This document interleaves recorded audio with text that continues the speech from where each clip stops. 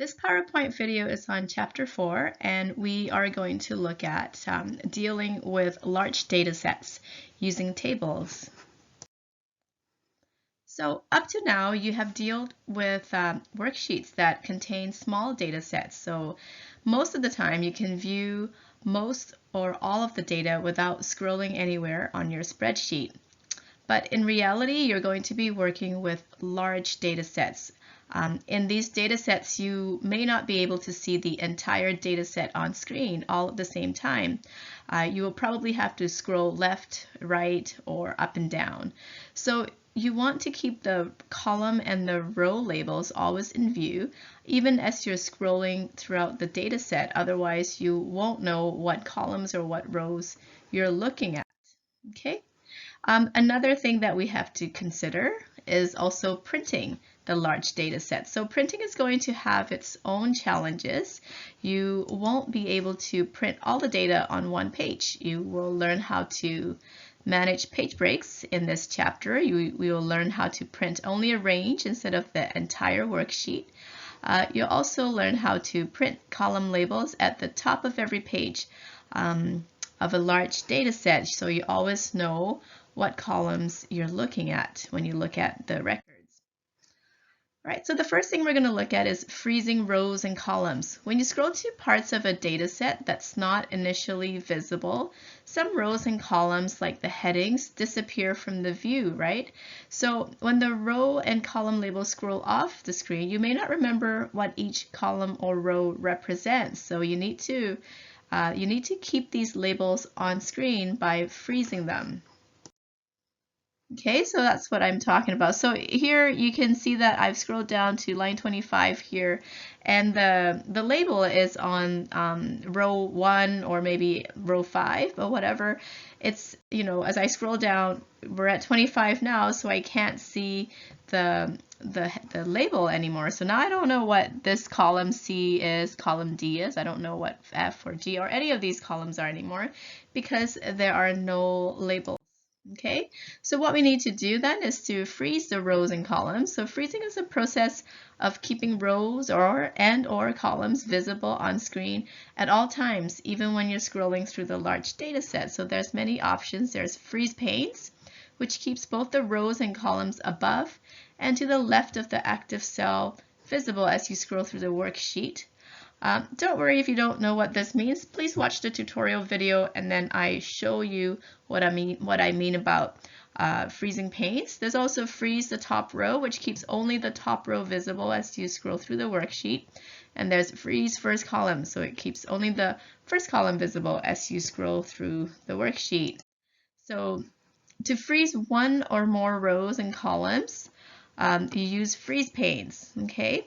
Before freeze panes option, the first step is to make one active cell, one row below, and one column to the right of the rows and columns that you want to freeze. So if you want to freeze row 5 up here, and you want to freeze column A here, then you will click on this here that I've highlighted in yellow to show you which cell I'm talking about. So this one is the one that you want to click on, make sure that that's the active cell, and then you will go and freeze panes, and it will freeze the row above and the column to the left. So watch the tutorial video and you'll have a better idea of how to do this. Next, I want to talk about printing large data sets. So for a large data set, some columns and rows may print on several pages. And when you're analyzing the data on individually printed pages, it would be difficult if each page does not contain the column and row labels. Like I showed you before, when you scroll down, if those labels are missing, those columns and fields and records don't really mean anything. So use the print preview to let you adjust the page to change how the data is going to print. The page layout tab contains options to help you prepare large data sets to print. So it helps you manage page breaks, set the print area, and also control the print titles. Okay, so that's what we're going to look at in the following slides. To do with displaying and changing page breaks, the page break shows where another data starts on a printed page. So you can see here, I have a screenshot here. You can see this is page 1 and it's kind of cropped off, and this is page 5 here. you can see these dotted lines. That's the automatically created page breaks, okay, that Excel creates for you in the dotted lines. Okay, so you can click on Page Break Preview in the View tab. So go to the View tab at the top here, and then go to Page Break Preview to look at how the pages are laid out. Okay, so the watermarks here indicates the area right here that page 1 is going to be in. This is page 5. So the blue dashed lines, like this one here, indicate where the automatic page breaks occur. And the solid blue lines indicate the manual one. So if you move the page breaks around, it becomes a solid line because you have manually changed it. No longer dotted. It's only the automatic one. So watch the tutorial videos to get a better idea of the page breaks. Next is on setting and clearing a print area. So the default print settings send an entire data set on the active worksheet to the printer, but you might want to only print part of the worksheet data. So click on File. Okay, when you click on File, it takes you to this panel, right? And then click on Print, and right here. And under Settings, type in the pages that you want to print. Maybe you only want to print pages 1 to 2. So you would type that in here. Next, setting a print area. You can restrict what is printed by setting the print area, which is the range of cells that would be printed. So maybe you only want this much. Okay, so each print area is going to print on a new page. Again, watch the tutorial video to see how to set a print area. Next is the print titles. When you print large data sets, it's helpful if every page contains a descriptive column and row labels, right? That's what I've been talking about. If there's no labels on each page or in each view, as you scroll or as you print to another page, if there's no labels, then the table is really quite meaningless. So you need to click on Print Titles in the Page Layout tab, and then in the Sheet tab, select which rows and columns you want to repeat on each page. So I'd like you to pause the PowerPoint video again here and go and watch the tutorial video on print titles. Okay, so now we're going to look at change print page order. Print order is a sequence in which the pages are printed. Okay, so by default, the pages print in top left and then bottom left and then top right and then bottom right. So it goes down and then over and down. Okay, but you might want it to print from left to right at the top and then to the bottom left to right. Okay, so you can change that here. Down and then over is the default. You can change it to over and then down. So where you get to this is to go to Page Setup and click on the Sheet tab here. Okay, and then select a desired page order option. Okay, and I believe there's a tutorial video for this as well, so you might want to pause the video right now and go to your tutorial video and refer to this. All right, next I want to talk about Excel tables. So all organizations, as a bit of background, so all businesses, organizations are going to maintain lists of data. So businesses maintain inventory lists, universities maintain lists of students and staff, and governments maintain lists of contracts. So more complicated related data should be stored in database management program like Access, which we're going to learn later on this semester. But in Excel, you can also manage data in tables. You can manage basic data structure in Excel tables. So if it's not too complex, you can still use Excel to deal with all this data and creating tables. So let's look at Excel tables. A table in Excel is a structured range that contains related data organized in a way that increases your ability, the capability to manage and analyze the information. So what we're going to do here is we're going to learn terminology and rules for structuring data. You're going to create a table from existing data. You're going to manage records and fields, remove duplicates, and apply a table style to format the table. So you're going to do this, throughout our PowerPoint and video tutorials and in your class exercise. All right, let's start with a little bit more theory about the benefits of data tables. Okay, a table provides many advantages, like column headings remain on screen without having to use freeze pane, so this happens automatically. The filter arrow allows you to sort and filter efficiently.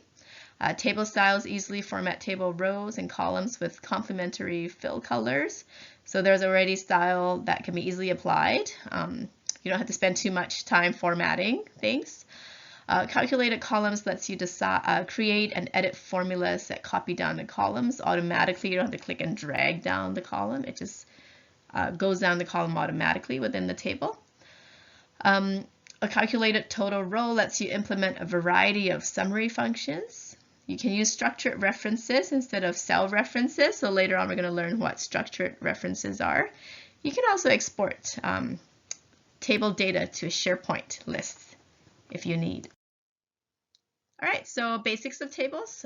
Let's start with learning what fields and records are. A table is a group of data that's organized into rows and columns that's managed independently from any other data in the worksheet. Okay. So once a data range is converted into this table, each column then represents a field. So columns are fields. And then an individual piece of data, like last names and quantities sold and dates. Okay? So that's what a field is. Anyway, so each field should represent the smallest possible unit of data. For example, if you have name, if you're collecting name, data, then separate the name into first name and last name. It should be as granular as possible, as small as possible. So instead of one large address field, you should have the address data into street address, city, state, zip code. So instead of having address and having a whole bunch of all that combined in there, break it down into the smallest possible units. So separating data into the smallest possible units lets you manipulate the data in many ways for output. It gives you more control. Now, designing and creating tables. So enter field column names on the top row of the table. Keep the field names short, descriptive, and unique. No two field names should be identical. You have to format the field names so that they stand out from the data. Enter the data for each record a row below the field names, and do not leave blank rows between records or between field names and the first record. Okay, so you have to delete any blank columns between fields. In a data set, make sure that each record has something unique, like transaction number ID. Okay, so each record must have something unique. Okay, insert at least one blank row and one blank column between the table and other data as the main titles.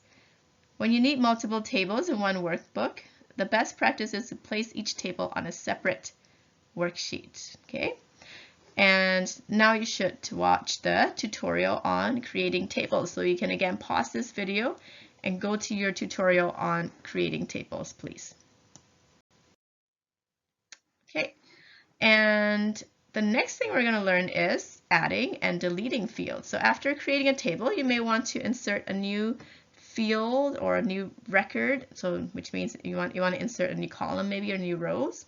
And to learn how to do this, please watch the tutorial video and pause this video again. All right, next we're going to learn how to remove duplicate rows. So a table might contain duplicate records, okay, because a table is data entered by a human, and we might enter the same record more than once. Okay, human error or different people working on this spreadsheet. Whatever the reason, there might be duplicates. So this can give false results when totaling or performing other calculations or analyzing this data set. So for a small table, you might be able to pick out these duplicate records by just kind of scanning it with your eye. It might just pop out. Okay, this is a duplicate, you can delete it. But for large tables, like say if you have like 500 rows, it's difficult to, 500 records, it's difficult to identify the duplicate records by just scanning with your eye. So watch tutorial video on how to remove duplicate rows. Next is table manipulation.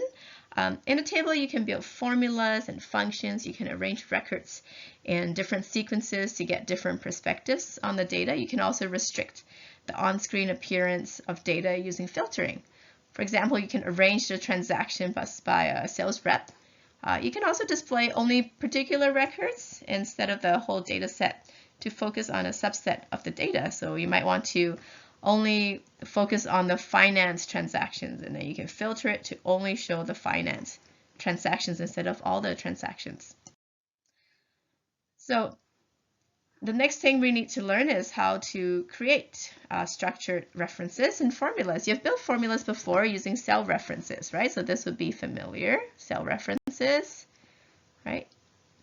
The cell references identify where the content is on a worksheet, but it doesn't tell the user what the content represents. I don't know what H6 is or B3, right? I know that this is a range, but I don't know what it is by just looking at the column names and the row number. The cell references identify only where the content is, but not what it represents.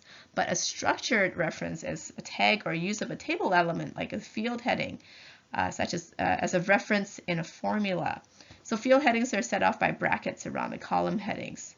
Okay, so like this amount. So here I know it's amount minus down payment. So that's more descriptive than just something like this, right? So please go to the video tutorial and watch the video on structured references. Okay, next is sorting data. Sometimes if you rearrange the order of records, a new perspective is gained, making the information easier to understand. So you might want to arrange the transactions in a different way so that the transactions for a particular sales rep are all together. So sorting is what we do then. This is what we call sorting. Sorting is the process of arranging records by the value of one or more fields within a table. So sorting is not limited to data within tables. Normal data ranges can be sorted as well. Yeah, you can do this to, columns of data even if it's not in a table. Anyway, watch the video tutorial to learn how to sort data. And finally, we look at filtering data. So in some situations, you might want to display only a subset of the data available. For example, the data to show transactions for only a particular sales rep. So in this case, you want to apply a filter to only look at, Bob's transactions or something like that. You can filter using different criteria like dates, value, text, color. Okay, so filtering is a process basically of specifying conditions to display only those records that meet certain conditions. You can apply more than one condition as well. Okay, please watch the video tutorial here, and then I think this is the final slide. We are done with today's PowerPoint presentation. Please make sure you go through all the video tutorials if you haven't yet throughout the PowerPoint presentation. After that, please get to your class exercises 1, 2, and 3 and save and submit them right after the PowerPoint. Then finally, you have your quiz to test your knowledge of the material that we just covered.